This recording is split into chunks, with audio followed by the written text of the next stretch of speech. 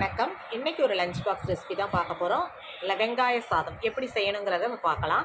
ஒரு எண்ணெய் சட்டியில் 2 குழிக்கரண்டி எண்ணெய் ஊற்றிக்கிட்டு 2 பெரிய வெங்காயத்தை நைஸாக நறுக்கி அதில் போட்டு நல்லா செவக்க வதத்துருங்க. கருக விடாமல் செவக்க வதக்கினோடனே ஒரு 5-6 பூண்டு பல்ல நைஸாக நறுக்கி அதிலே போட்டுட்டு ஒரு பச்சை மிளகாவையும் கீறி போட்டு எல்லாத்தையும் சேர்ந்து நல்லா வாசம் வர அளவுக்கு வதக்கிட்டு, உங்கள்கிட்ட மட்டன் மசாலா பொடியோ சிக்கன் மசாலா பொடியோ இல்லை கரம் மசாலாவோ எது இருக்கோ அதில் ஒரு 1/2 ஸ்பூன், வெறுமிளகாத்தூளில் ஒரு 1/2 ஸ்பூன், மிளகும் சோம்பையும் சேர்த்து நுணுக்கி குறப்பாக நுணுக்கி அதில் போடுங்க. சோம்பு வாசம் பிடிக்காதவங்க மிளகுத்தூள் மட்டும் போடுங்க.